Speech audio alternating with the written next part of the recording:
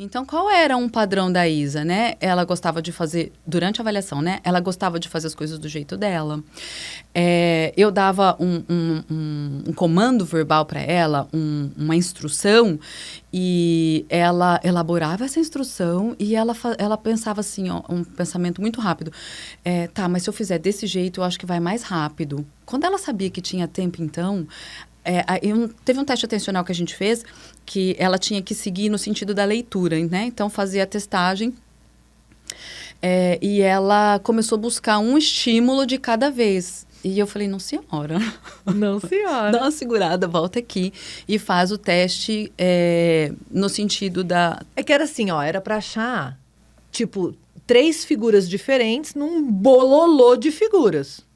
Ótimo, vou fazer essa até o final, vou fazer essa até o Perfeito. final, vou fazer essa até o final. Só que aí, eu não tava procurando 3 estímulos, eu tava procurando um de cada vez. Podia ser 3 testes separados, entendeu?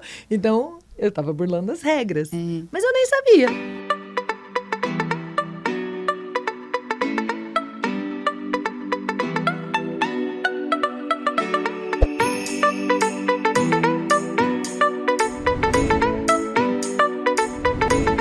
Olá, gente querida! Mais um episódio do nosso podcast Estrela Guia. Esse lugar que a gente vem para compartilhar casos que merecem ser compartilhados.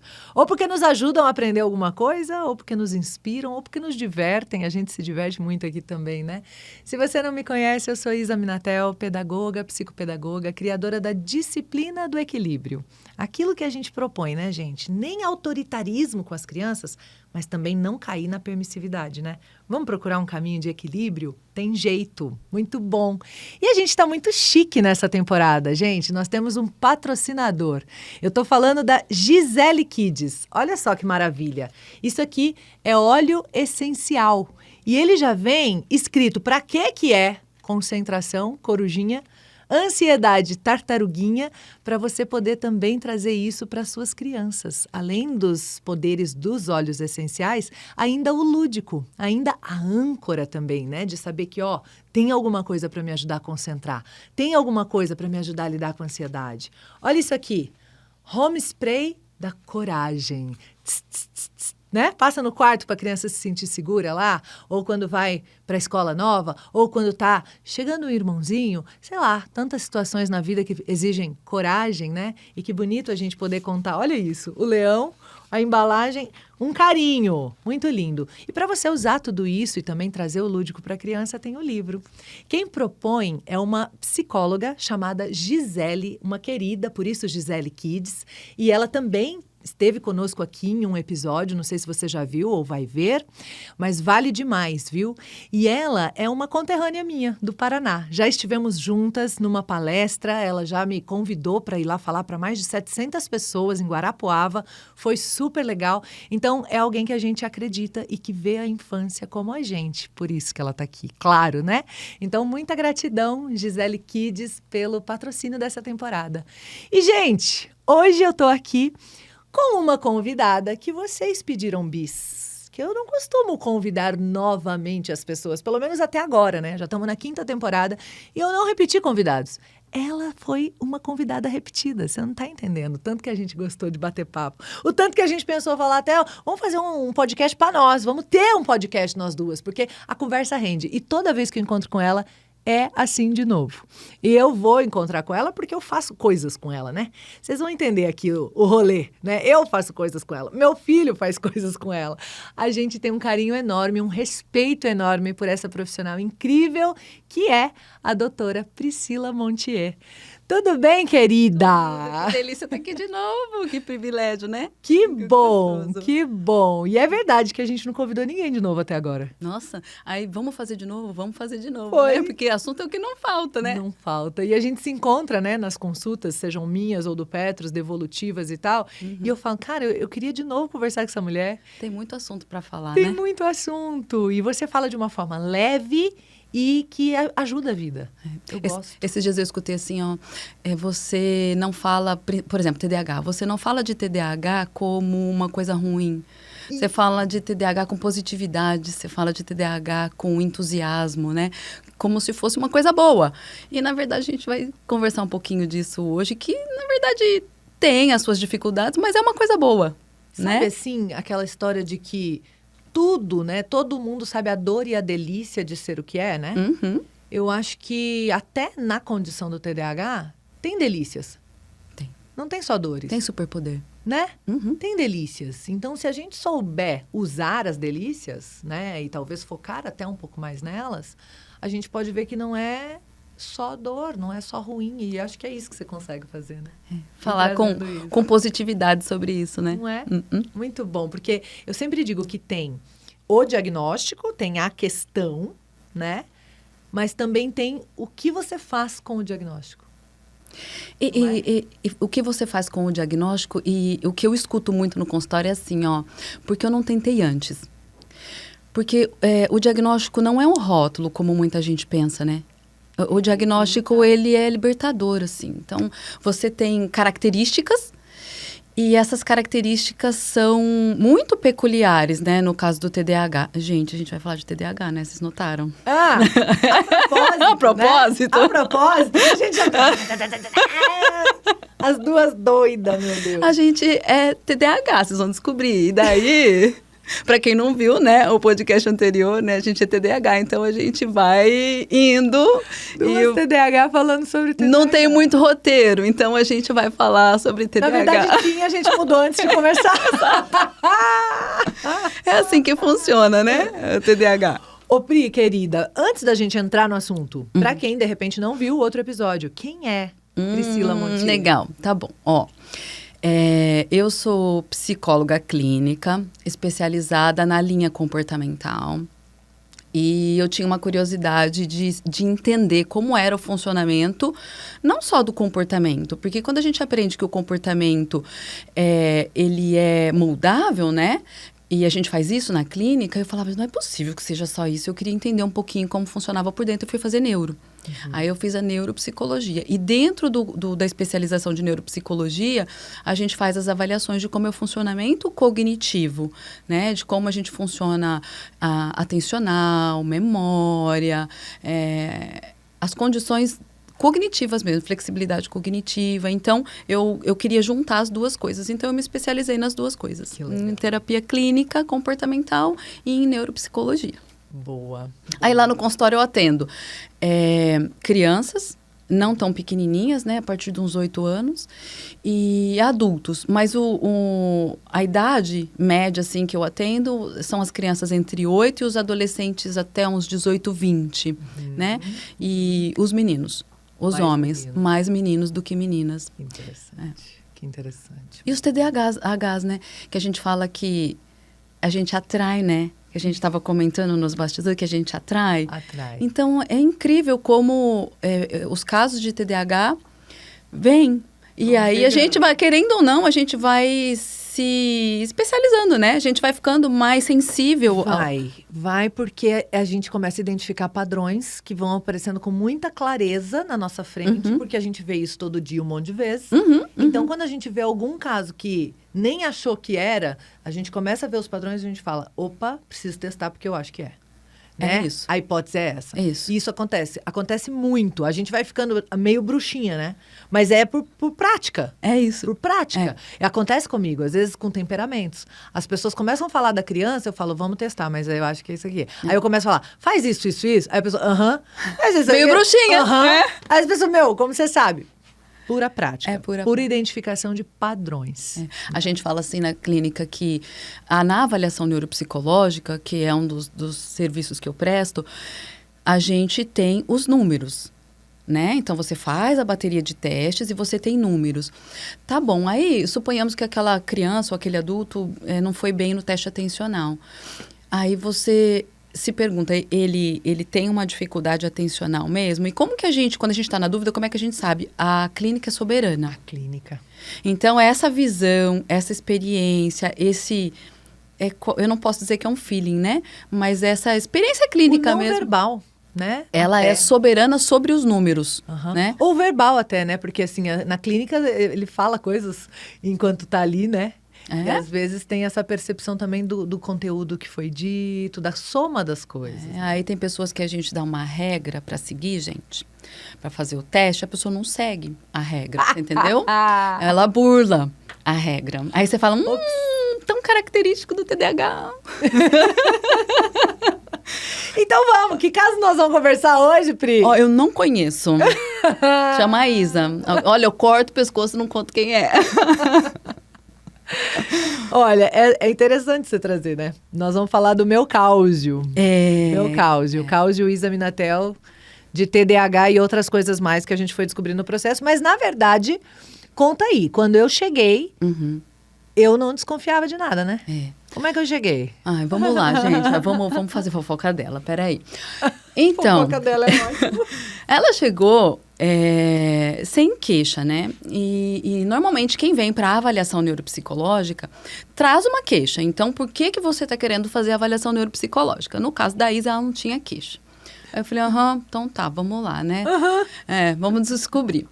Tá tudo ótimo. Durante o processo, você vai me ajudando aí, se você lembrar de alguma coisa, tá? Não, mas é bom, é a tua perspectiva, assim, traz aí. Durante o processo, a gente faz um protocolo. O que a gente tinha era da Paula, né, que já esteve aqui também em podcast com a gente, né? A doutora Paula, psiquiatra.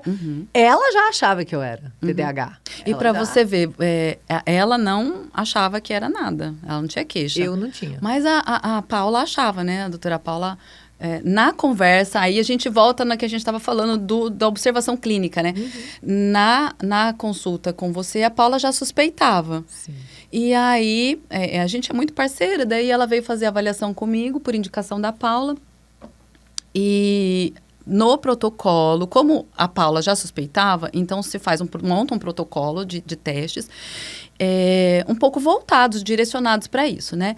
Mas como ela não tinha queixa, eu ampliei um pouquinho o protocolo. E aí você começa a observar a pessoa trabalhando, né? Então, você faz anamnese, conversa, como você o que você faz, como você resolve os seus problemas. Se você esquece, né? Aquela coisa típica do TDAH. Você esquece compromisso, você segue regras. A piscadinha. E aí, observando a Isa... Pô, vai pensar que eu sou assim também, que não é tanto assim. Não é tanto, não, gente. Não, é que eu tô aqui para contar, né, como foi, né? Então, vamos lá. E aí, ela trabalhando, claro, ela trabalha muito bem, muito organizada. Mas você começa a observar padrões. E desses padrões, você já levanta a hipótese diagnóstica. Então, qual era um padrão da Isa, né? Ela gostava de fazer, durante a avaliação, né? Ela gostava de fazer as coisas do jeito dela. Eu dava um comando verbal para ela, uma instrução, e ela elaborava essa instrução e ela pensava assim, ó, um pensamento muito rápido. Tá, mas se eu fizer desse jeito, eu acho que vai mais rápido. Quando ela sabia que tinha tempo, então...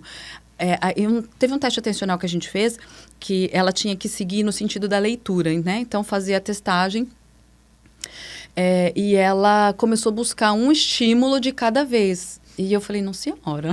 Não, senhora. Dá uma segurada, volta aqui e faz o teste no sentido da... É que era assim, ó, era pra achar, tipo, 3 figuras diferentes num bololô de figuras. Ótimo, vou fazer essa até o final, vou fazer essa até o Perfeito. final, vou fazer essa até o final. Só que aí, eu não tava procurando 3 estímulos, eu tava procurando um de cada vez. Podia ser 3 testes separados, entendeu? Então, eu tava burlando as regras. Mas eu nem sabia, entendeu? Eu achei que era... Uai, é pra pegar os 3, não é? Ninguém falou de que jeito que eu tenho...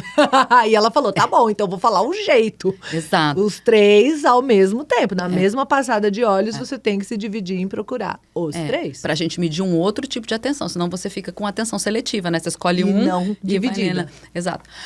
Então, aí você começa a observar esses padrões, né? E você dá a instrução e a pessoa quase que não ouve. Você... Ouve o que quer, né? Ouve o que quer. E no caso da Isa, não sei se eu já vou adiantar, já adianto, né? Pode ir? No caso da Isa, a gente descobriu altas habilidades nela, né?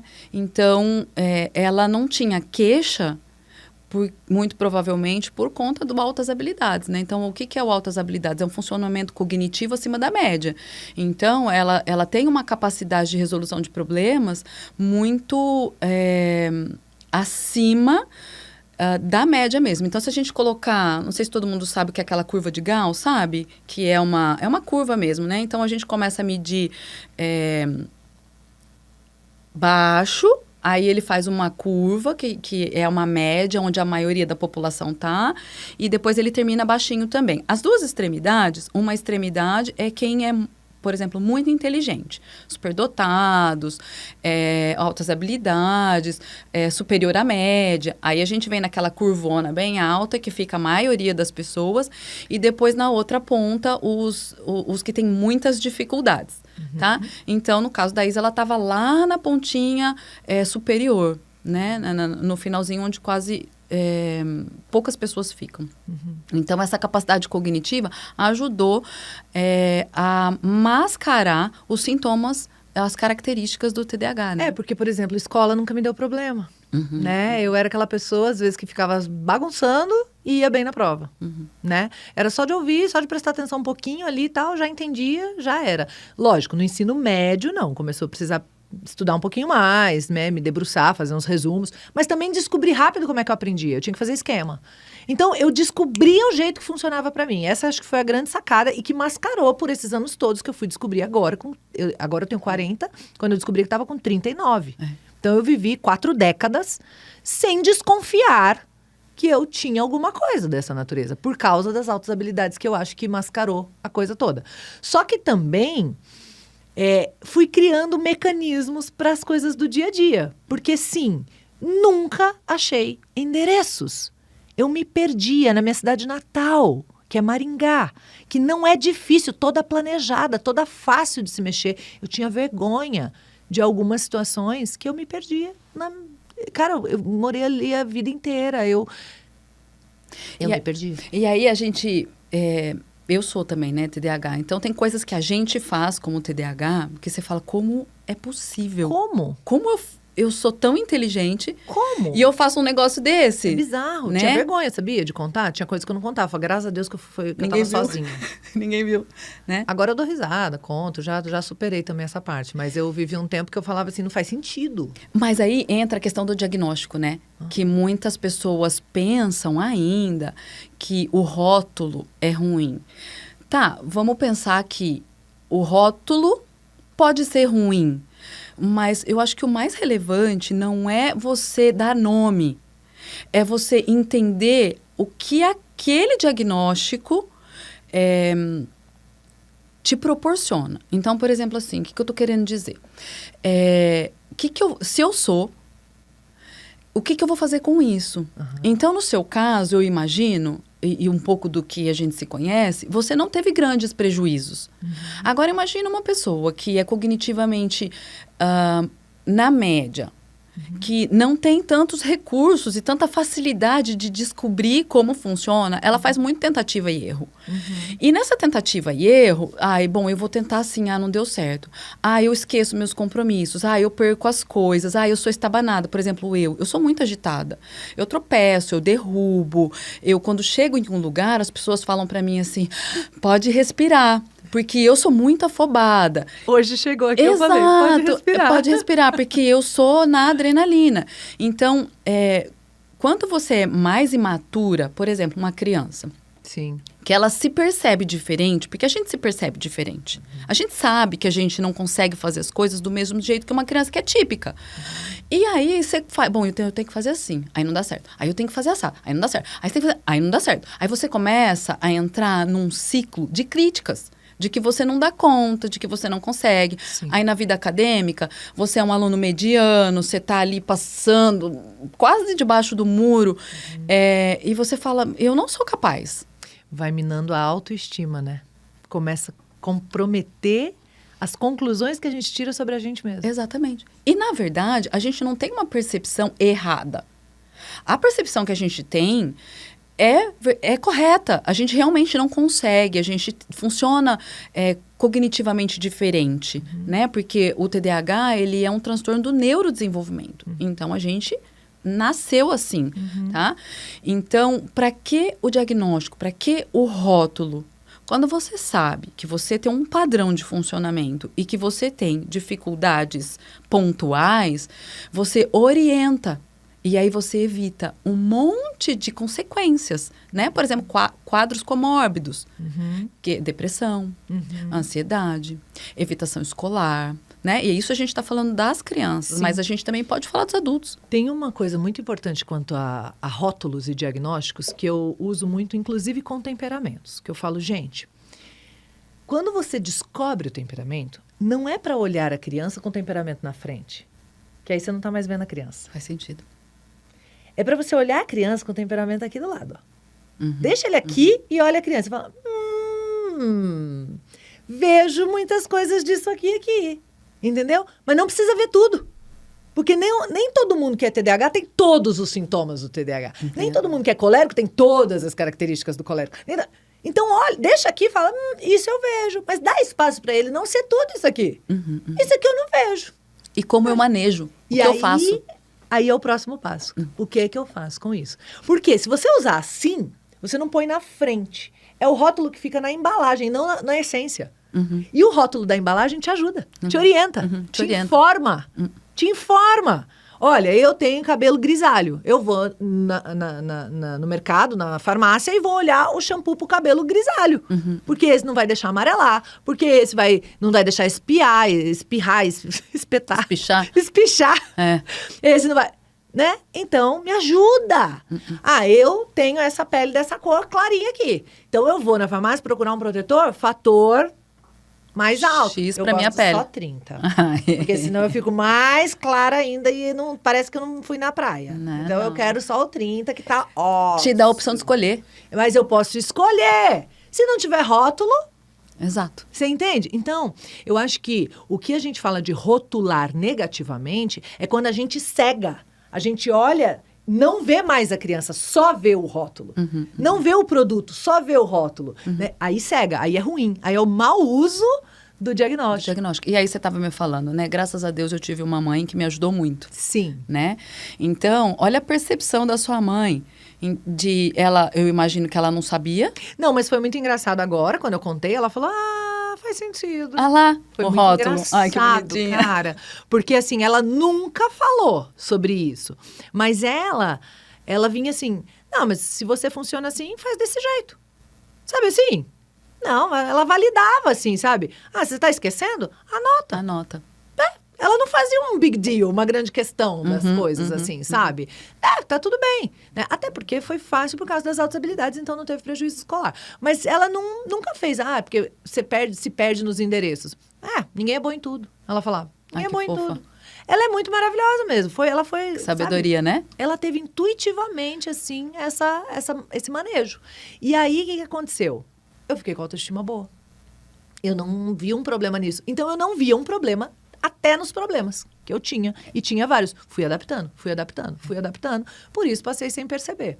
Mas tinha umas coisas que não dava pra fugir, né? Por exemplo, o vício em doce, chocolate. Dopamininha. Não é? Né? Explica essa parte aí pro povo pra entender o que acontece. Por que o TDAH tem esse negócio ou com doce, cada um vai pra uma fuga, né? Assim, mas eu também tinha com jogos. Viciadinha em games de celular. Não, menina. E aí, quando a gente fala da dopamina, então, a dopamina... Imagina o seguinte, ó. 2 pias e 2 torneiras.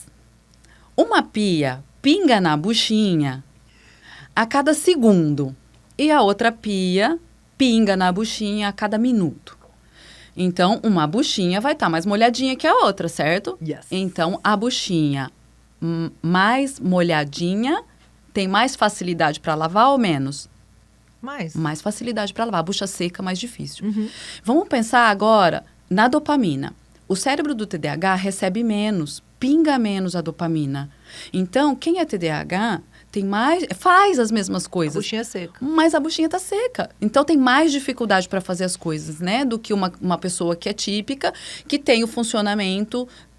a quantidade necessária para fazer as coisas. Então, quando a gente fala de dopamina, a gente fala de engajamento. Tá? Então, por que o TDAH não engaja Por que tem dificuldade de se manter, de fazer? Por que procrastina? Então, aí a gente está falando da buchinha seca que está com preguicinha, porque dá muito trabalho para fazer. E aí a gente fala também essa metáfora. De hiperfoco.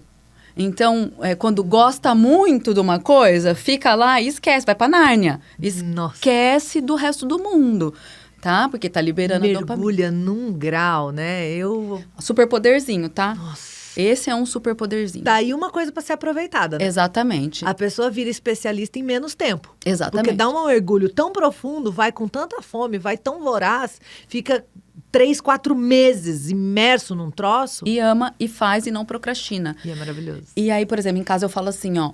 Pode falar. Não, eu ia dizer que quem tá vendo de fora parece que é controlável. Assim, altamente controlável. Se você se entrega assim nisso daí que você gosta tanto, por que não faz a matemática? Não libera dopamina. Exato, não libera. Porque eu não gosto daquilo. Exato, exatamente. Aí, ó, por que a gente fala... Você falou dos jogos e do doce, né? Não quero perder o fio da meada. Porque doce libera o quê? Dopamina. Jogos libera o quê? Dopamina. Estimula qual região, entendeu? Do cérebro. Então, a gente busca... Eu não posso dizer que é inconsciente, né? Mas, transformando num linguajar mais simples, inconscientemente... Mas quando eu não sabia, Pri, que o jogo liberava dopamina, o doce liberava dopamina, e eu simplesmente sentia uma necessidade, e às vezes sabendo, puta, eu não devia estar perdendo esse tempo aqui jogando. Mas eu tava... inconscientemente. Eu não sabia mesmo, real. Eu vou te dar outra palavra, instintivamente. Instintivamente, é mais forte que a gente. E não é Exato. uma coisa assim, você tem vontade de comer doce, você precisa. Eu abri a lata de leite condensado. Não consigo mais hoje. Então. Era assim. E aí tem a alimentação.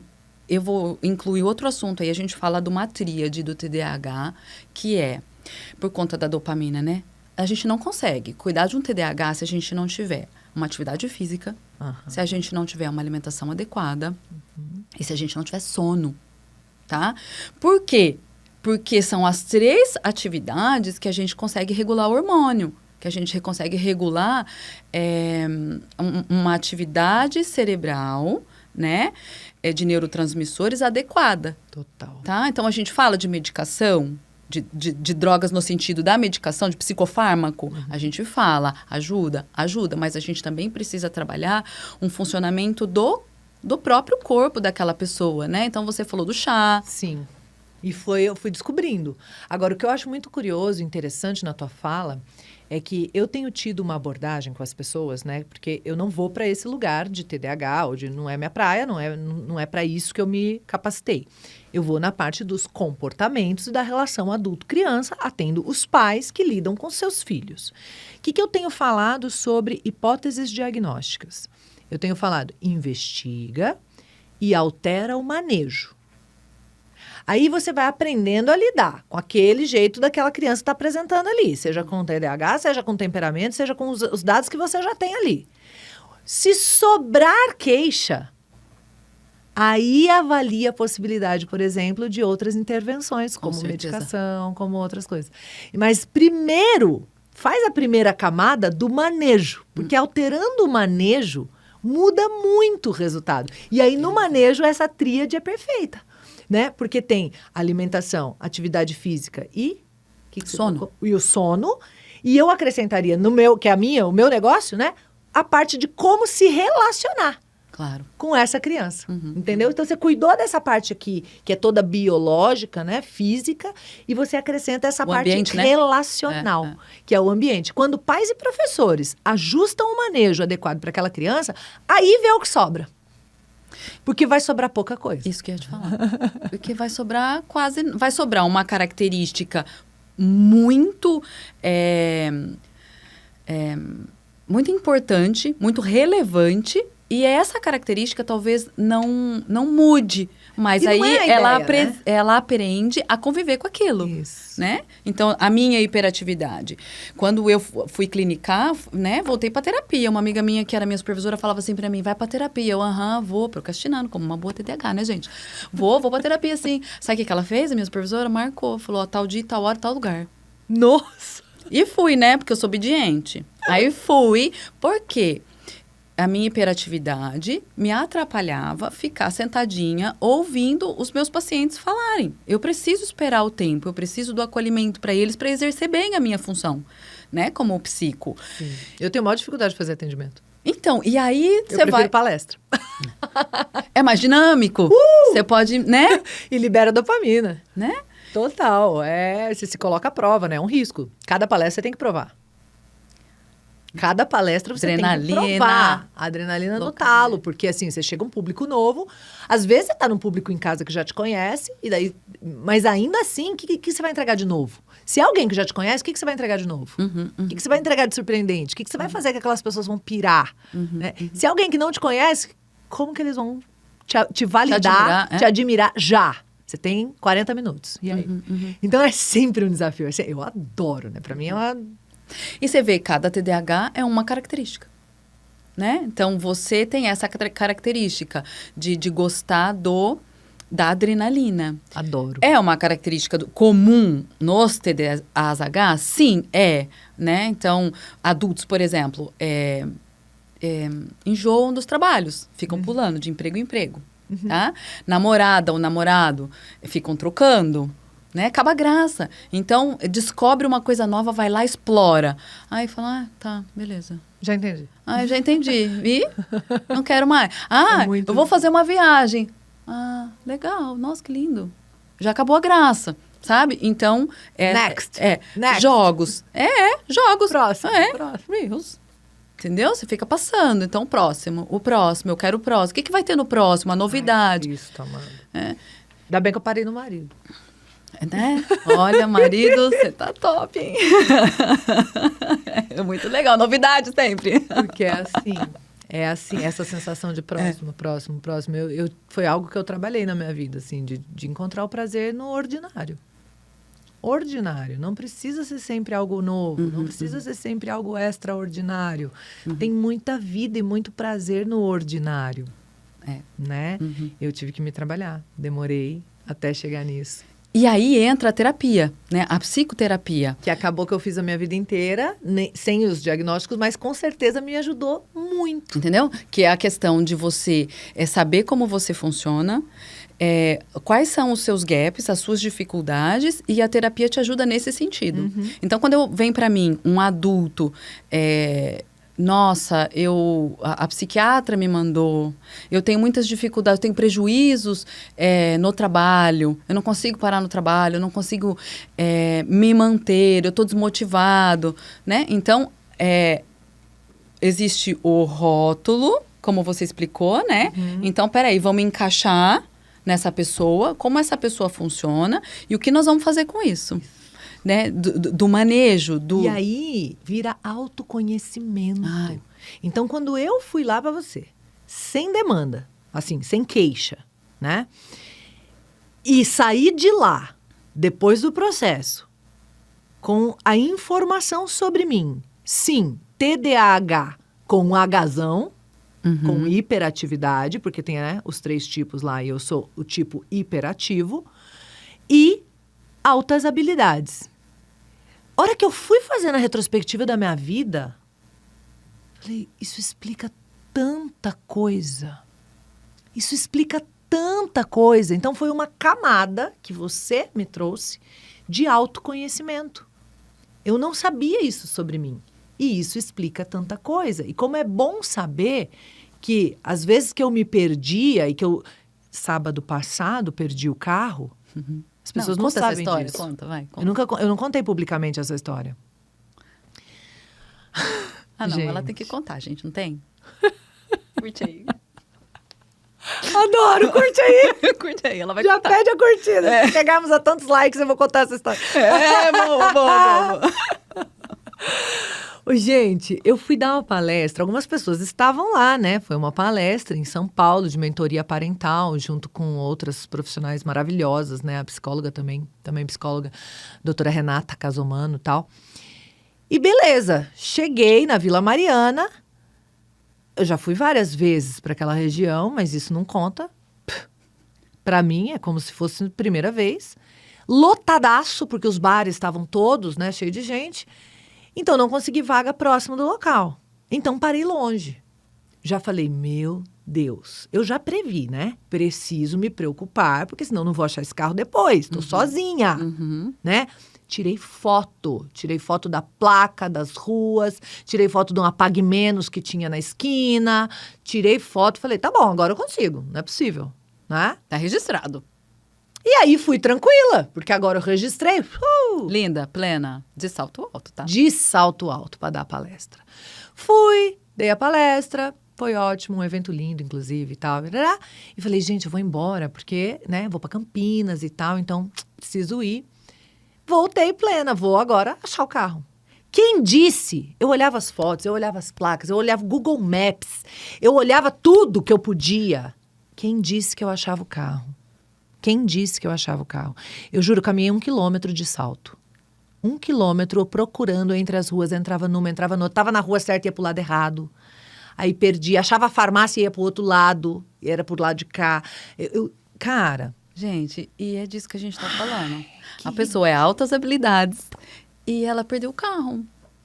E aí você sente como? Não, daí escureceu, eu comecei a ficar com medo e me senti uma idiota, né? Eu falei, não acredito que eu tô vivendo isso, eu vou contar pro meu marido isso ou não? Que vergonha. Não vou contar pra ninguém, não. Acho que eu não vou contar, né? Depois eu falei, já passei dessa fase, né? Marido, deixa eu... tô atrasada porque fiquei procurando o carro uma hora. Ele, não acredito. Eu falei, pois é. Então, né? Lembra o TDAH, né? Que a gente descobriu? Se manifestando. Entendeu? Porque TDAH ninguém aparecendo. entendia. O meu pai, ele é muito bom de endereço. Ele sempre me viu como inteligente, porque eu tirava nota boa. Então, quando ele falava assim, nós vamos lá em tal lugar. Aí eu, tá, só que eu não sei lá, pai, você tem que me falar e tal. Não acredito. Ele não conseguia. Como assim? Aí eu, pai, aqui de endereço, eu sou muito ruim de endereço. Ele, não fala assim. Não fala assim, você é inteligente. E não sei o quê. Ele, do jeito dele, tentando me colocar pra cima e tal. Mas é que eu percebia, como você falou, aquelas conclusões não são equivocadas. Cara, os fatos, as evidências me mostram. Isso aqui é um gap, isso aqui é uma dificuldade. Claro que depois a gente descobre também que você ficar reforçando isso, que você ficar falando disso de uma maneira pejorativa, piora, porque daí você até desiste de tentar, né? Então tem todo esse rolê que é importante também. Mas era uma... Cara, é isso, é isso. E apesar de tudo... Não tinha queixa. Não tinha queixa, tá, gente? Eu não sabia nem a queixa que podia ter. Mas não de novo, a gente volta na questão de rótulo, na questão de descoberta, na questão de autoconhecimento. Existia alguma coisa que para você não é um problema, ou não era, né, um problema. Você conseguia lidar bem com isso. É que, na verdade, eu não sabia nem que era desse tipo de queixa que a gente tava falando. Você entendeu? Exato, exatamente. Na verdade, eu imagino... Porque essa questão do endereço é uma queixa. Pensando agora, né? Tipo, é uma dificuldade, você percebe que é uma dificuldade, mas quando uma profissional te pergunta, você tem queixas?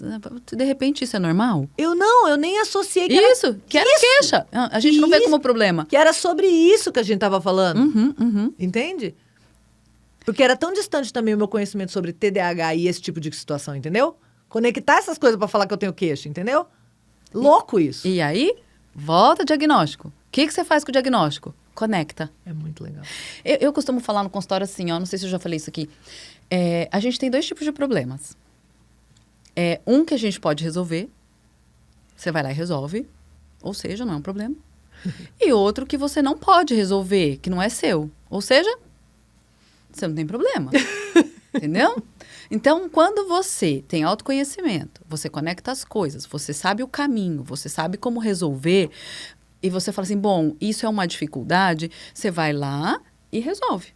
Do jeito que é possível resolver. Então, isso deixa de ser uma pedra. Flui como um rio, né? Que é outra associação que eu faço. Tem coisas que são pedra porque você não sabe como manejar. A partir do momento que você... Como os temperamentos também, né? Quando você aprende a manejar aquilo e você vê que não é daquele jeito, que daquele jeito não está funcionando, e você tem recurso, tem repertório para manejar de outro jeito, aquilo deixa de ser um problema. É vida. É vida. E eles falam para mim assim, no consultório. Esse fluir é a energia vital, que estava toda aprisionada ali, que de repente flui para você produzir, para você entregar resultado, para você se aceitar, se amar do jeitinho que você é e conseguir fazer as coisas. E muda tudo. Muda tudo.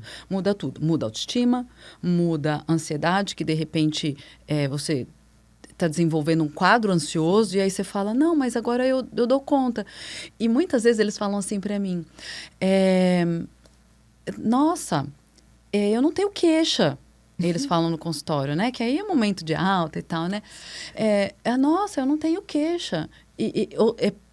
Porque aquilo que era uma queixa, você desenvolveu o repertório para lidar com aquilo que, no seu caso, você fez isso antes da avaliação, né? Sim. Então... A maior parte das coisas, né? Você vinha sendo terapeutizada, né? Sim. Então, aquilo nunca foi um problema para você. Agora, eu fico imaginando as pessoas que não têm o conhecimento técnico, Sim. as pessoas que se alimentam de informação que, de repente, é uma informação não tão completa. Rasas, né? Rasas. E na dificuldade do dia a dia, porque você fala, nossa, e agora? Eu já tentei tudo que eu sabia, agora não tem mais o que ser feito. Já tentei de tudo. Já tentei de tudo. E aí você empaca. Sim. Né? E outra coisa triste também é quando a gente usa o diagnóstico não como ponto de partida para evolução, mas usa o diagnóstico ou até mesmo os temperamentos como justificativa para suas questões limitantes. E aí você justifica. Eu sou assim porque eu sou TDAH. E não avança. E não evolui. E não cresce. E não... eu sou impaciente mesmo, sabe por quê? Porque eu sou colérica. E agora é assim, eu sou assim. Né? Então aí é o uso equivocado do diagnóstico. O que você quer fazer do conhecimento, sabe? É você usar para se amarrar na limitação.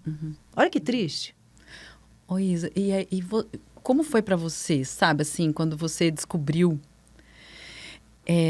teve um impacto? Porque como você não tinha queixa, né? Foi muito engraçado. Eu imagino, assim, que...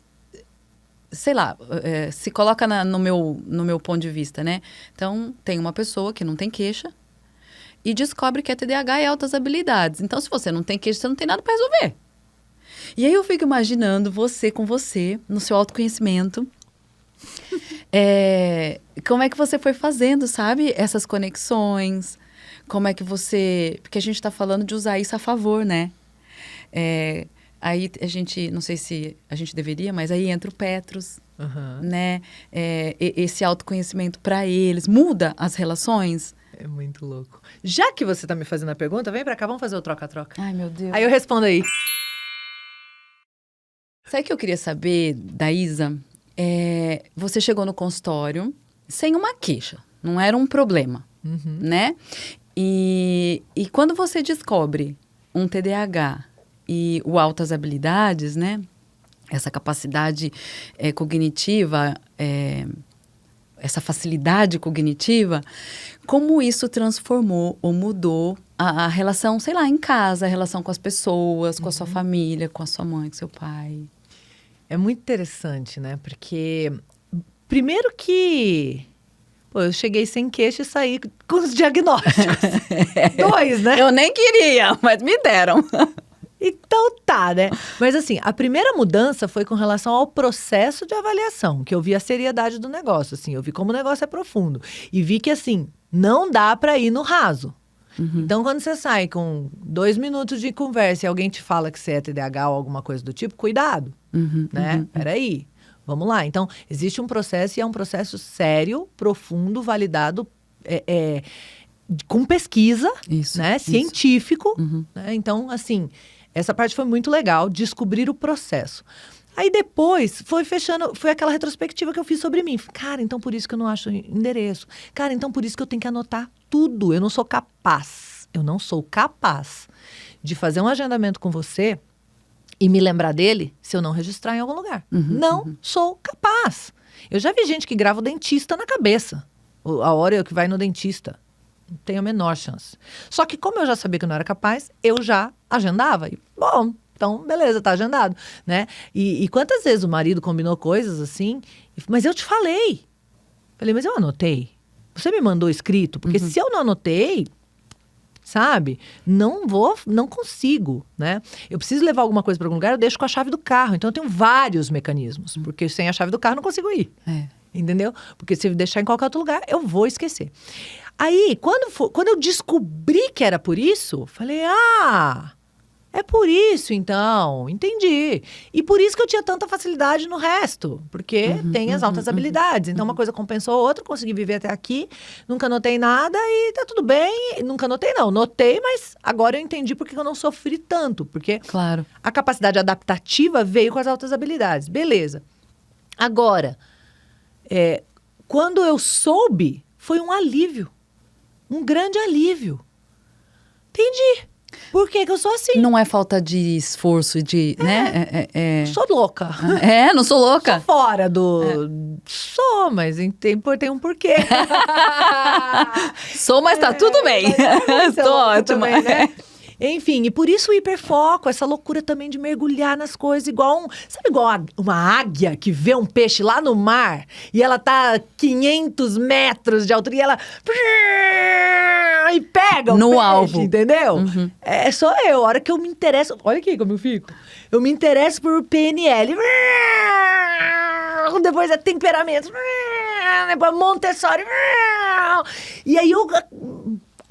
Uma riqueza, né? E é maravilhoso, entendeu? Vai ficando muito potente. Então, assim, foi muito legal, me trouxe muito alívio. Com as outras pessoas, foi muito curioso. Porque, por exemplo, eu contei pra minha mãe do TDAH. Ela falou, faz sentido. Aí eu contei das altas habilidades. Ela, isso eu já sabia. Ela já desconfiava. Tipo, nunca falou nada. Mas, não, dá pra ver, né? É tão óbvio assim, né? Porque... é óbvio. Eu sempre subi muito o sarrafo, entendeu? Eu sempre me comparei com quem era melhor que eu. Então, eu nunca me achei tão. Sabe assim? Porque a base de comparação. Alguém melhor ou alguém, 2, 3, sempre tem. Ou mesmo na escola, as pessoas são inteligentes pra caramba. Tem uns muito... Eu comparava com esses. Entendeu? Então, eu nunca me achei muito. Porque sempre tinha uns 2, 3 a mais, assim. Entendeu? E aí, ela... Não, isso daí é óbvio e tal. Meu marido também, altas habilidades. Óbvio. Então, e foi muito engraçado, sabe? E o TDAH, eles... Faz sentido. Todo mundo faz sentido. Agora eu entendo. Né? Então, foi muito legal nesse lugar de... Essa camada de autoconhecimento, essa coisa de poder também dizer para as pessoas, eu sou muito inteligente, mas eu faço cagada também. Cagadas muito bizarras. Eu perco o carro, eu esqueço as coisas. Porque, ao mesmo tempo, tinha essa cobrança diferente. Porque, assim, se aquela pessoa que não tem as altas habilidades, tem o perfil médio, tem o TDAH, sofre pra caraca, então eu não sofri esse lugar. Mas eu sofri o outro lugar de como, sendo assim, tão inteligente, faz essas coisas aqui. Não faz o menor sentido. Tipo assim, você não tem esse direito. Com essa inteligência, como é que você faz isso aqui, entendeu? Então, tinha esse outro lugar, né?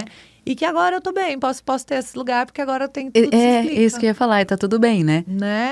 Então, foi muito legal, trouxe muita leveza. Um alívio. Né, pro processo, assim. E também poder dizer para as pessoas que me veem como muito perfeita, como muito certinha, meu filho me vê muito certinha, muito perfeita, o que aqui. E que delícia que é. Olha aqui. Sou laudada. Tenho diagnóstico. Eu provo. Né? Então, assim, para desmistificar também essa coisa da perfeição, do sempre acerta, do perfeito, porque, isso pesa. Né? E a gente vê muito, assim, com rede social e tudo mais, a gente vê muito o que a gente deveria ser. Né? E as famílias hoje, por exemplo, pais que trabalham pra caramba, né? E os filhos são exigidos. E eu imagino, né? Porque a ideia hoje é falar de você, então eu vou comparar com você. Sua mãe foi muito acolhedora. Foi muito incentivador, seu pai foi muito incentivador, mas eles estavam lá, eu imagino, né? Então, existem famílias que os pais não estão lá e cada um, também tá tudo bem, né? Sim. Cada um com a sua necessidade, com a sua escolha e tal. Mas eu imagino uma criança que não tem esse acolhimento, não tem esse suporte, mas é exigida. Né? Qual é o recurso que essas crianças têm para chegar nesse lugar de você teve um sofrimento. Sim. De um lugar que era seu, né? Então, uma pessoa, uma criança tão inteligente, uma adulta tão inteligente que é capaz de fazer umas coisas que não tem sentido. A pessoa não tem esse direito. E aí, uma criança que já tem uma certa idade, por exemplo, que é esperado que ela faça tenha determinados comportamentos, ou uma autonomia, uma responsabilidade, e aí a criança não tem, porque o TDAH ele é um pouco mais imaturo do que os típicos, né? Sim. Então, se espera, se exige, e essa criança não tem condição de entregar isso. Na vida adulta, por exemplo, o que eu escuto muito? Minha esposa espera isso de mim, mas eu não dou conta de fazer. Nossa, o meu marido fala, mas você não viu isso? Então, tem muitas queixas nesse sentido. E o que como a gente se sente culpada. Culpados, né? Sim. Que os meninos também estão inclusos. Então, se sentir culpado por ter alguma coisa que você não sabe o que é... É horrível. Horrível. É muito limitante mesmo. Sim. E também eu acho que é libertador para a criança, por exemplo, para o Petrus, quando a mãe tem falhas. Quando a mãe é humana.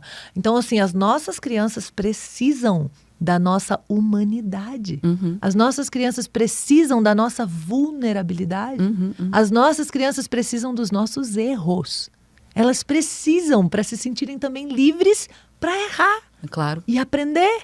E saber o que fazer quando erra. Porque senão fica um nível de exigência grande. E a criança se autoexige. E eu não posso fazer? Não, pode. Um sarrafo inalcançável. E eu pergunto muito, sabe, assim, o que significa o erro para você? Eu sempre pergunto isso, porque o lugar do erro é um lugar de aprendizado muito importante, né? E se essas crianças e esses adultos não têm permissão para errar, como que vai acontecer a evolução, a aquisição de repertório, a aquisição de uma habilidade que é você lidar com a frustração? Então, eu tô mega frustrado e ainda tenho que desempenhar alguma coisa. Isso é muito, muito valioso, né? E a gente não permite isso.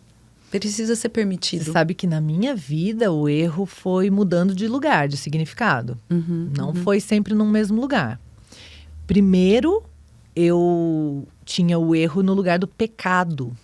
Por causa da visão religiosa, né? Nasci numa família que ia todo domingo à igreja. Então, o erro era muito esse lugar de pecado, de fuja, de evite ao máximo, de não é nós que vamos ficar tristes, Deus vai ficar triste com o seu erro, né? Então, era assim um negócio muito pavoroso, horroroso e tal. Ao mesmo tempo, isso também, claro, foi a maneira como eu absorvi. Não significa que eles me passaram isso, dessa visão do erro em si, né? Mas fui eu que fiz isso internamente. Erro e pecado botei no mesmo, né? No mesmo lugar.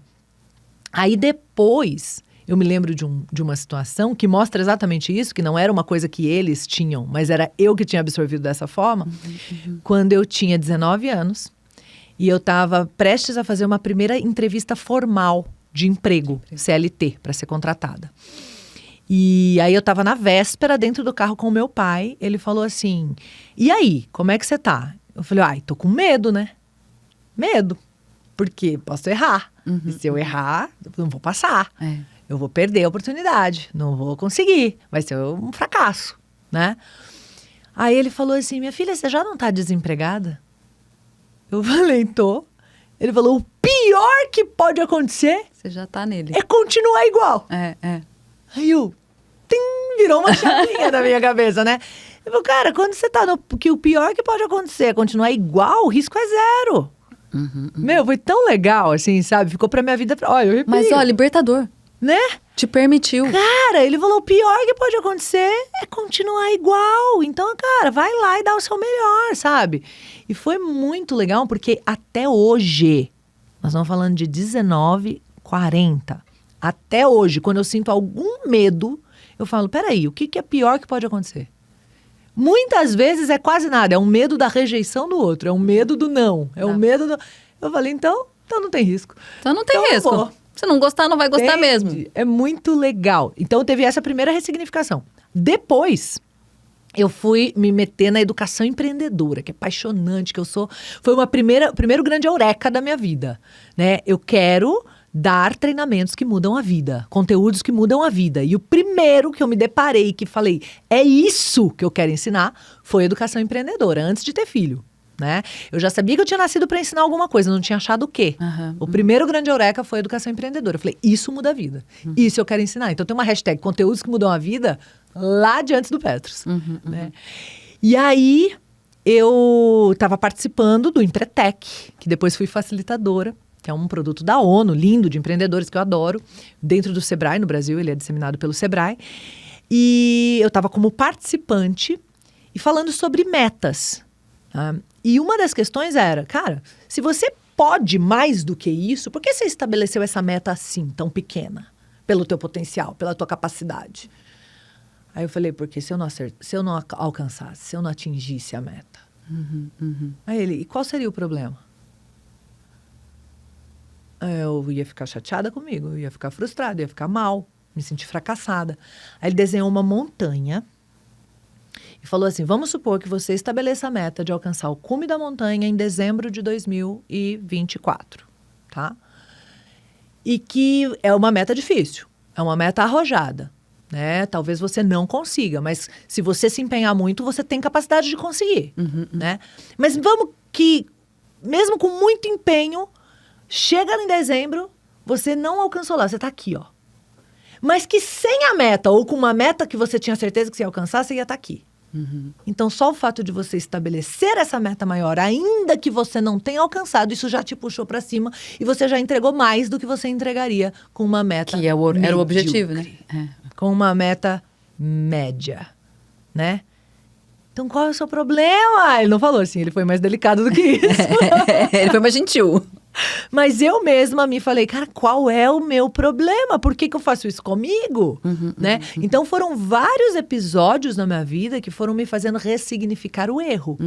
Hoje eu sou amiga dele, né? Não amiga de vamos lá em casa ficar junto comigo, mas quando ele apareceu eu falo, amigo, o que você veio me dizer? O que você veio me ensinar? O que eu tô precisando aprender? Né? Qual que é o próximo passo? Você tá aqui de novo? Passa o recado. Que é muito parecida com o filme mesmo do Divertidamente, que a gente usa muito, né? É batido, mas né, muita gente usa como referência. É maravilhoso. Mas faz todo sentido, né? Qual que é o papel da tristeza, ou qual que é o papel do erro na vida da gente e tem função. E quando a gente aceita que tem função, a gente fica muito mais arrojado nos nossos objetivos. Tá? Voltando aí pro TDAH, né? Quando você se permite, tá, eu sou assim, então vou voltar para mim.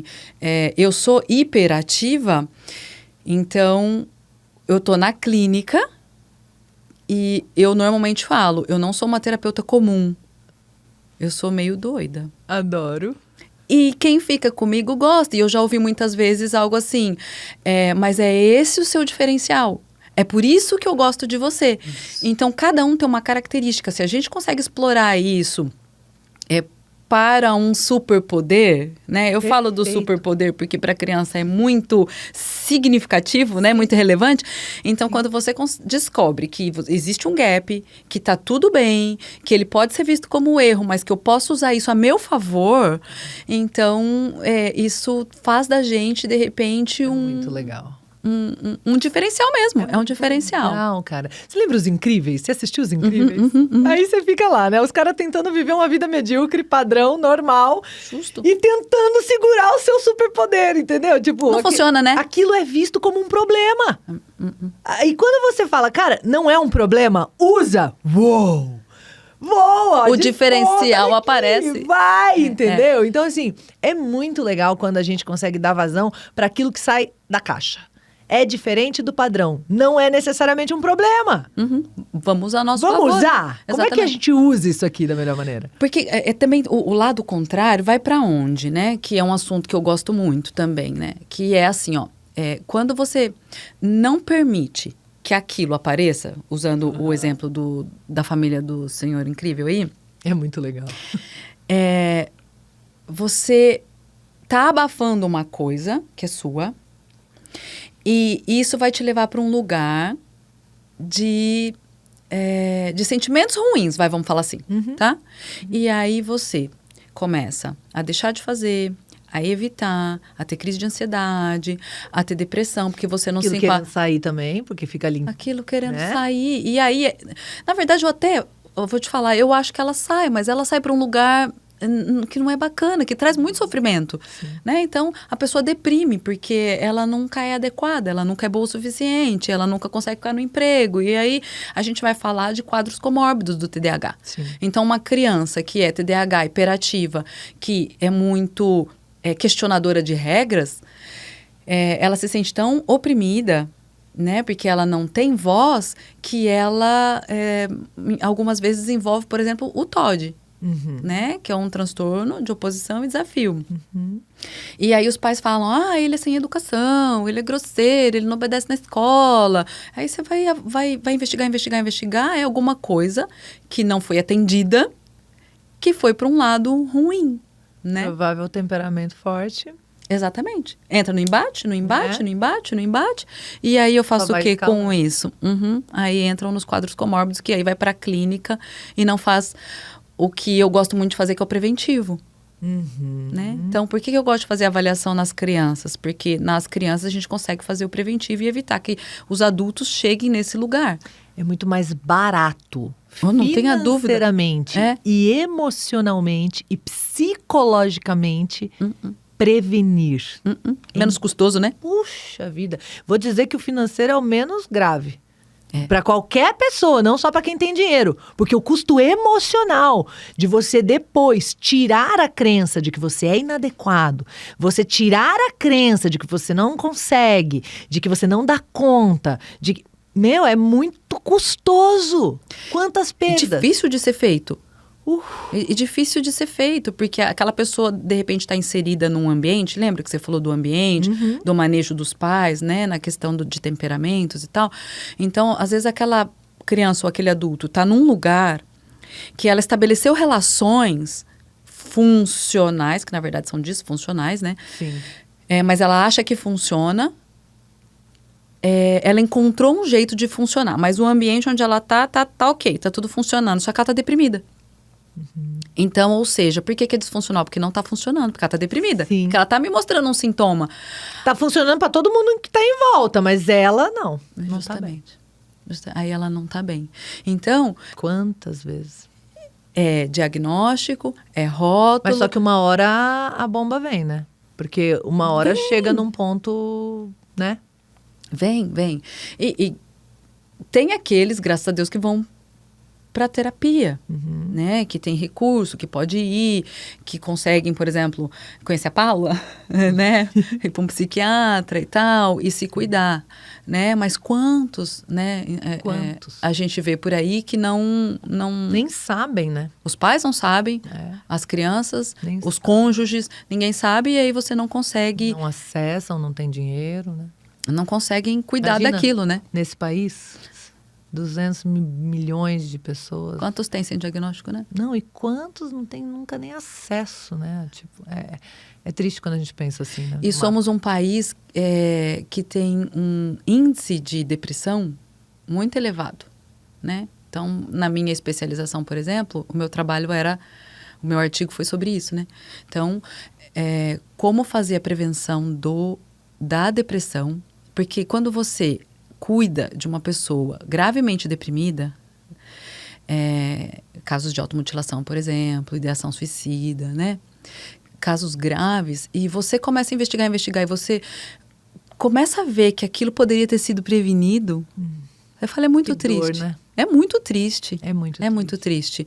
Então, você chora junto. Sim. Você sofre junto, porque poderia ter sido prevenido, né? Então, a investigação, quanto antes... O preventivo, como você falou, o preventivo é muito menos custoso, em todos os sentidos, né? Perfeito.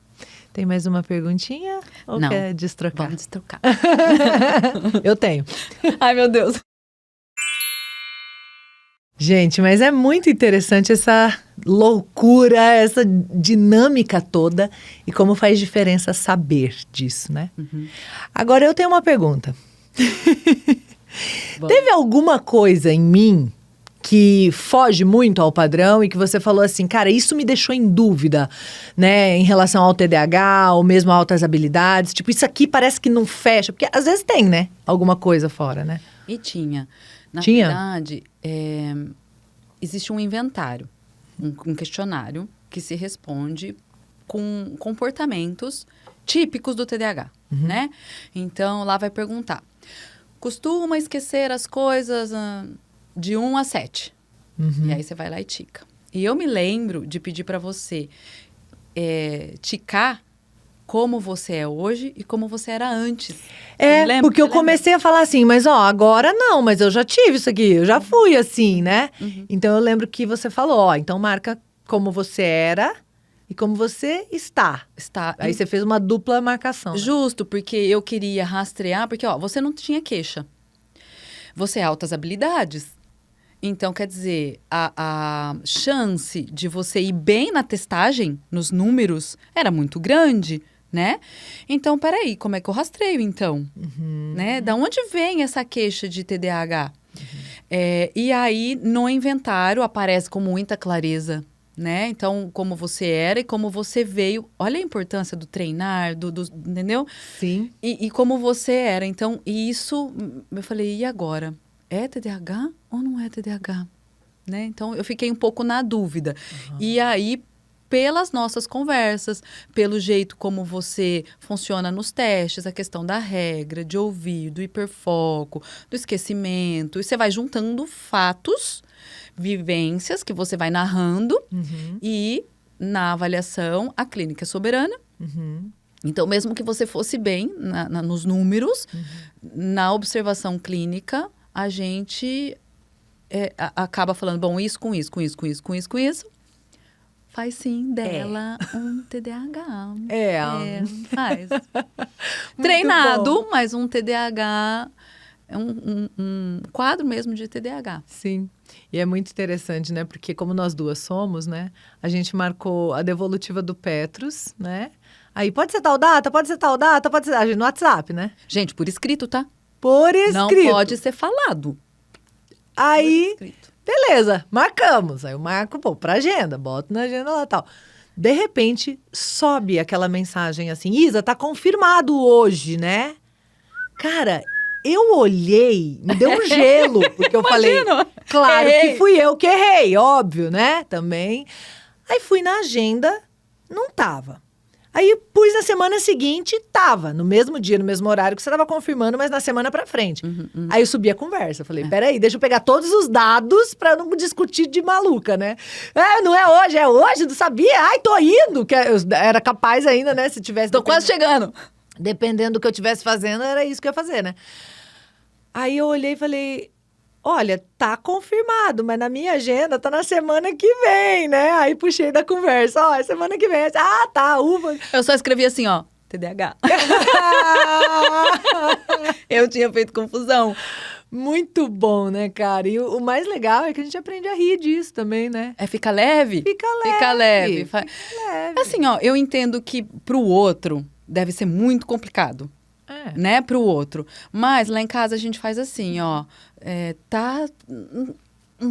E a gente aprendeu a conviver com essa, por exemplo, esquecimento. Uma vez eu liguei pro meu marido, você falou do seu carro, né, que você perdeu e tal. Uma vez eu levei meu filho no colégio e eu tinha um carro preto e eu troquei por um carro branco. Beleza, deixei meu filhote no colégio, voltei pra pegar o carro. Cadê o carro? Cadê o carro? Cadê o carro? Cadê o carro? Juro, cadê o carro? Liguei pro marido. Ai, amor, você não sabe, eu não sei onde que eu estacionei o carro, perdi o carro. Ele, você tá procurando o carro certo? Eu, por quê? Agora é branco. Eu, achei. Entendeu? Eu tava procurando um carro preto, não tinha me tocado que a gente tinha trocado de carro, eu tava procurando o carro de antes. Então, como é possível uma pessoa que sabe que trocou o carro, que o carro é outro, que mudou de cor e não faz sentido, não tem lógica, né? Mas apaga da memória. Eu fiz uma esses dias também, que eu estaciono sempre no mesmo lugar. Eu vou toda semana na mesma clínica fazer a mesma coisa. E eu estaciono sempre no mesmo lugar. Aí não tinha vaga nesse lugar, eu estacionei do outro lado da rua. Só que eu tava com o carro do meu marido. Mas para não ser, né, não bastasse isso, quando eu saí, tinha um carro igual ao meu no lugar que eu sempre estaciono. É que é pra ajudar, né? Óbvio que eu fiquei tentando abrir o carro alheio. E não abria. Não abria! Ainda bem que não abriu, que só você tinha ido embora. Aí tinha um cara me olhando uns 3 minutos e falou, essa senhora não tá com o jeito que tá roubando o carro, mas ela tá roubando o carro, porque, né? Ela tá ali há 3 minutos olhando pros lados, tentando abrir o carro. Aí quando eu olhei o homem, eu olhei o carro, eu olhei pro outro lado da rua, vi o carro do meu marido, Desculpa, moço. Eu saí rindo. Então, a gente aprende a rir, né? Cara, que bizarro. A gente aprende a rir, porque funciona assim. Funciona. Meio defeituoso. É meio defeituoso. Mas não é um defeituoso feio, é um defeituoso... É bonitinho. É bonitinho, porque você acha graça e fala, nossa, meu Deus do céu, como que eu sou capaz de fazer isso? Mas tudo bem, bola pra frente, vamos pra próxima. Né? Seguimos. Rio que flui, Cara, não pedra que muito empaca. Engraçado. Mas desde pequenininho o Petros tem já uma memória, assim, maravilhosa e tal. E uma vez a gente estacionou no shopping, eram 3 andares de estacionamento. E o shopping era no térreo. O estacionamento era pra cima. Aí a gente foi embora, eu falei assim, cara, onde foi mesmo que a gente parou o carro? Ele devia ter uns 3 anos. Aí ele falou, no 2. Falei, não, cara, eu acho que foi no 3. Ele falou, foi no 2. Falei, vamos fazer o seguinte, vamos no 3, se não for, a gente volta pro 2. Ele, vamos no 2 que é mais perto, se não for, a gente vai pro 3. Ai, que fofo. Aí eu falei, não, vamos no 3. Ai, que teimosa. Adivinha onde tava? No 2. Óbvio que tava no 2. Imagina a cara dele. A cara dele. Só se enche, assim, já nasceu cheio, né? Nunca vi. Eu sabia. Você não quis me ouvir. Mamãe, você tem que me escutar, mamãe. E ele também é uma doçura, né? Tem coisa que eu sei, mamãe. Com 3 anos. Tem coisa que eu sei, mamãe. Deu. Você tem razão. O que eu ia falar, né? Agora eu imagino vocês dois no dia a dia, né? Vocês dois no dia a dia deve ser muito... Porque 2 super inteligentes. Ele te questiona? Muito. É, né? Muito. Muito, assim, ele questiona no talo e no detalhe. E também ele presume que eu sei coisas que eu não sei. Eu falo, tá fácil ser sua mãe, hein, cara. Nossa, você vai perguntar um negócio assim. Não, mãe, porque o negócio da física, das estrelas, das coisas... O podcast chama Estrela Guia, mas é o máximo que eu entendo de estrela, entendeu? E ele... Porque não, a velocidade das estrelas do buraco negro da luz e não sei o quê, quanto que dá? Ah, tá fácil ser sua mãe, né, cara? Tá de brincadeira. Tem hora que eu paro e pergunto pra ele, prima, você acha mesmo que eu sei essa resposta? Você acha que eu tenho alguma condição de te responder, de conversar sobre isso? Tem hora que eu jogo a real. Porque, assim, na boa, não, eu não dou conta, eu não alcanço isso, né? E o detalhe importante é que as minhas altas habilidades fogem das exatas. Ela é da comunicação, ela é das letras, ela é das pessoas, é de humanas e comunicação, que é humanas, né? A dele é muito exatas. É muito exatas. Então, cara, é muito divergente. Tem coisa que é muito óbvio pra mim, eu não acredito que ele não capta. Da comunicação mesmo, dos sinais, E tem coisa pra ele na matemática que é tão óbvia, ele não acredita que eu não entendo. Eu falo, não, isso aí nós vamos ter que pegar papel e caneta pra eu entender. Ele, sério, mãe? Não, peraí, você vai entender. Aí ele ainda tenta de novo, não é possível, sabe? Não consigo. Só que, por outro lado, é muito interessante também, porque... ele vai, e ele me escuta, né? Dando palestra, dando aula, fazendo live. Ele vai, tô criando um monstro, né? Nada. Aí quando ele tinha, assim, sei lá, uns 5 anos, a gente entrou num restaurante, né? Ele viu uma mãe lá interagindo, não sei o que. Ele, mamãe, Ai, aquela mãe tá muito autoritária, né? imagino. Aí chegou um outro momento também... E aquela muito permissiva, né, mamãe? Ele é muito questionador, né? E ele pergunta é. umas coisas assim. Eu falo, tá, posso te responder depois? Ele vem, ele não tem medo de perguntar, né? Eu lembro uma vez que ele queria uma festa surpresa do aniversário de 5 anos. E ele acompanha tudo, ele é um radar, ele capta tudo. É muito difícil enganar o Petros, fazer uma festa surpresa. Ele pega, né? Então eu menti. Menti, falei, sua festa é no dia tal. Tá. Quando eu pontuei que era no dia tal, ele baixou a guarda e eu consegui fazer uma surpresa antes, né? E fiz e tal, não sei o quê. Acabou o parabéns. Ele me enquadrou e falou, você mentiu pra mim. E eu falei pra ele, eu tinha certeza que você ia me cobrar sobre isso. E eu menti. porque você me pediu uma festa surpresa. Você acompanha tudo. E esse foi o jeito único que eu encontrei de fazer a tua festa surpresa. Você me perdoa? Porque a gente não mente. E para nós é realmente um valor muito... É pesado, é forte, sabe? Então eu já fiz com... Não era isso que eu queria fazer, mas também não achei outro jeito de fazer. E aí eu falei, vamos combinar que só pode mentir nessa vida para fazer surpresa? Justificava, conseguiu fazer a surpresa para ele. Vamos sair dessa, Senão não né? dava, né? Porque, cara, ele é muito assim, falou... Sabe o fio do bigode?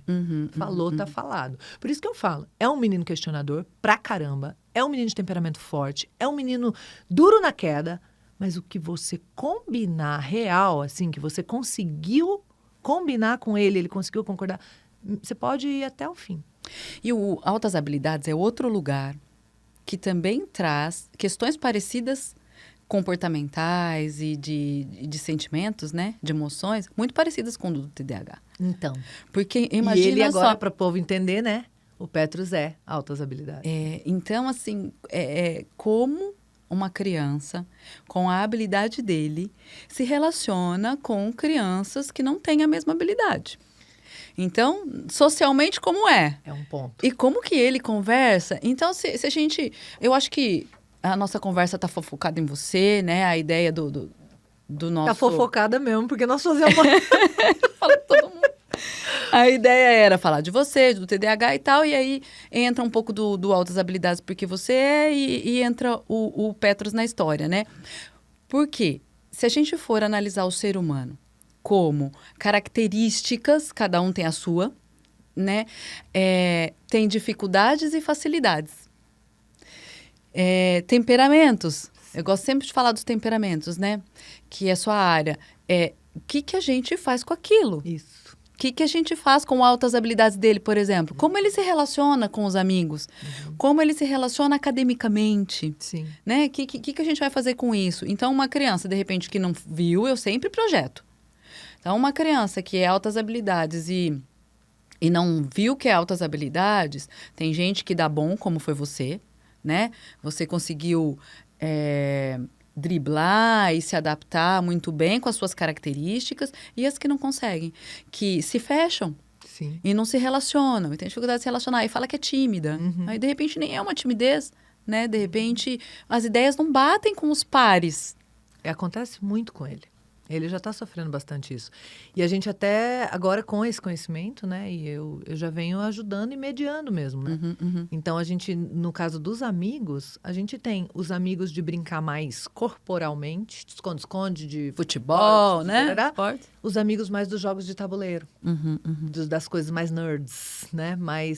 Então, tem... Né? E aí, e no começo, às vezes, em algum momento, isso foi ruim para ele. Depois eu falei, cara... Não precisa ser ruim, é só você saber o que você vai propor com cada pessoa. Aí ele é mesmo. E foi lógico, né? Eu já fui no lógico, que é o dele, né? Então, vamos ligar os pontos. Ó, com esses caras aqui, jogos de tabuleiro vai super bem, não vai? Não quero dizer que uma vez ou outra você não possa fazer testes. Claro. Às vezes rola, dá certo, é legal. Mas é bacana você também saber que, ó, isso mais aqui, isso mais lá e... todo mundo feliz. E aí entra a habilidade, né? Habilidade social, né? O que eu faço com quem. Exatamente. Para que isso não seja um problema para ele. Isso. E nem para os outros, né? Porque senão fica chato. Ele fica chato. Eu tive um paciente e ele fazia jogos. Ele escrevia livro. Que graça. E ele pequenininho falava assim, ó. Ele tinha 6 anos, ele falava assim, ó. Eu quero fazer um robô. Ah, tá. Por que você quer fazer um robô? Ah, eu quero fazer um robô porque para as pessoas acamadas, elas precisam de medicação. Como elas vão levantar para tomar remédio? Então, se eu fizer um robô que entrega o remédio para eles, com 6 anos. Então, agora imagina uma criança de 6 anos tendo essas ideias, conversando com uma criança típica. E tem um sofrimento também, né? Tem um sofrimento que precisa ser conduzido. E quando não existe a terapia, no caso dessas crianças... No caso de adulto também, tem pais, né? Teus pares. É muito interessante. Que a gente precisa mediar. Você sabe que você me lembrou um episódio do Petrus com 8 anos? A gente assistiu um documentário sobre física. Física que ele quis na Netflix. E tinha o negócio da malha do espaço-tempo. Né? se dá para viajar no tempo, se não dá, aquelas coisas e tal. Falava sobre o Einstein, teorias e tal. Ele se emocionou. Ai, fofinho. Ele chorou. Assistindo isso. Ali eu falei, cara, tem um chamado forte para essa área de exatas aí, né? Acho que fez sentido pra ele, não? Me comoveu, assim, ver ele se emocionar num documentário de física. Ele falou assim, mãe, eu gosto muito de entender essas coisas. Eu gosto muito de aprender sobre isso. A águia. O exemplo Sabe? da águia que você deu. Né? Falei, cara, eu não. Não, mentira. Acabou com a alegria da criança, eu não. Desculpa. Não, essa parte eu só pensei. Que bom pra você. Porque eu já zerei num vestibular em física, né? Né? Nem por isso você é ruim, né? Olha só. Altas habilidades, né? Mas essa é outra história. Querida, eu vou quebrar um protocolo aqui nesse final, porque, assim, geralmente, né, eu peço pra pessoa dar o troféu Estrela Guia para alguém que ela tenha identificado naquele caso que ela trouxe, que iluminou, né, a vida, a pessoa e tal. Mas neste caso, eu quero entregar a Estrela Guia para você. Não faz não. Porque você A pessoa chora. me trouxe uma camada de autoconhecimento que fez muita diferença na minha vida, assim, sabe? Você também ressignificou diagnósticos de TDAH, de altas habilidades. Você me trouxe uma camada de autoconhecimento e de conhecimento também profissional, de como lidar com isso. Um olhar, assim, super especial, super didático, super positivo. E, assim, desde que a gente se conectou, eu tenho tido ganhos pessoais e profissionais. Que delícia. Então, você iluminou a minha vida nesse Olha, sentido. eu recebo com muito carinho, sim, porque a gente tem missões, né? E a minha, eu acho que é levar um pouco do conhecimento que eu tenho para desmistificar um monte de coisa, sabe? E trazer, e saber, e ouvir de você que tem tanto conhecimento, que isso é valioso, não tem, assim, o que... não tem como expressar, né, esse entendimento de que o conhecimento faz sentido. O conhecimento faz sentido e que o conhecimento tira a gente de um lugar e leva a gente para um lugar mais leve, mais colorido, mais feliz. E eu acho que é isso que a gente veio fazer aqui, né? Iluminar. É isso. Sou mais feliz depois que a gente se encontrou. Obrigada. Querida. Também. Obrigada. Maravilhosa. Ai, gente. E a forma, né, que você traz isso, assim, sabe? É muito especial, é muito, muito rico, muito, muito bonito. E, assim, tá cumprindo lindamente a tua missão. E é uma alegria ter você na nossa vida. E que mais pessoas possam ter você nas vidas delas, né? Então, assim, faz muita diferença. Você faz muita diferença. Você obrigada. Ilumina as nossas vidas. Vamos ver um projetinho aí pra gente iluminar nas redes sociais, né? Não é, amiga? Eu gosto da forma como você traz, gosto da leveza, gosto do teu bom humor, gosto. Acho você show de bola. Legal. Maravilhosa. É recíproco super. Linda. Palavras finais para deixar brilhar na vida das pessoas. Deixar brilhar é deixar de ver o rótulo como ruim, deixar de ver os diagnósticos como ruim. Eu acho que eles vêm mais para ser libertador, para ser luz sobre alguma coisa que precisa ser olhada, né? E que eu vejo mais como superpoder do que como uma coisa que te aprisiona. Maravilhoso. Né? Isso é um serviço, né, que você faz para a sociedade, mudar o lugar, né, de como usar o diagnóstico. Né? É isso. Para iluminar. Para iluminar, para trazer luz, para trazer vida, para trazer alegria. Para isso. Maravilhosa. Delícia. Obrigada, querida. Eu que agradeço pelo segundo muito maravilhoso. Eu amei, cada vez eu amo mais. Muito bom. Eu que agradeço. Gente, que delícia, hein? Que tenha chegado aí esse carinho, essa troca, esse monte de conhecimento, né? E a gente abriu o coração. Falei, olha, vamos falar do meu caso? Vamos trazer, vamos expor? Ela falou, vamos, bora, né? Porque acho que muita gente pode também se apropriar dessas informações, se inspirar e perceber que dá para olhar para isso de uma maneira tão diferente, né? Sem negação, sem querer fazer, País das Maravilhas, Alice, não é sobre isso, né? Mas cara, como é que eu vou usar a parte boa desse negócio aí? Como é que eu vou lidar com a parte que não é tão boa, né? Com a leveza, com o bom humor, enfim. Que adaptações eu posso fazer para a vida ficar mais fácil, né? Que conclusões eu vou tirar sobre mim, né? Em vez de ficar comparando, mas olhar para mim com compaixão, com carinho e falar, cara, o saldo é bom, vamos fazer esse saldo ficar positivo cada vez mais, né? É por aí. Gente, eu vou agradecer mais uma vez Gisele Kids e recomendar, se você ainda não conhece, conheça esse home spray de coragem e os óleos essenciais, tudo de óleo essencial, né? Concentração, ansiedade e esse livro lindo, Bernardo Corajoso. A gente agradece demais Gisele Kids, que confiou e que patrocina essa temporada do podcast Estrela Guia e que é também uma marca que vê a infância assim, desse jeitinho, respeitoso, cuidadoso. Ela também é psicóloga, né? E isso é uma produção, uma obra dela. Então, a gente divulga com muito amor, com muito carinho. É isso, gente querida. Curte, comenta, compartilha se fez diferença aí na sua vida, se foi bom para você de algum jeito. Um beijo no seu coração, gratidão sem limites e até a próxima. Você já notou um certo desconforto quando seu filho está ansioso? Aquela preocupação quando ele tem dificuldade em se concentrar? Ou aquele medo que parece deixar ele mais reservado? Você não está sozinho. Milhares de pais e mães passam por isso todos os dias. Eu entendi. E foi com esse entendimento e com o carinho de mãe que eu, Gisele, após 10 anos ajudando famílias através da psicologia infantil, criei uma linha especial de óleos essenciais. Não são apenas produtos, são ferramentas feitas para trazer tranquilidade, foco e coragem ao dia a dia das nossas crianças. Porque, no fundo, o que todos nós desejamos é ver nossos filhos felizes, seguros e preparados para enfrentar o mundo. Gisele Kids, para pais que se importam com o equilíbrio emocional dos seus filhos.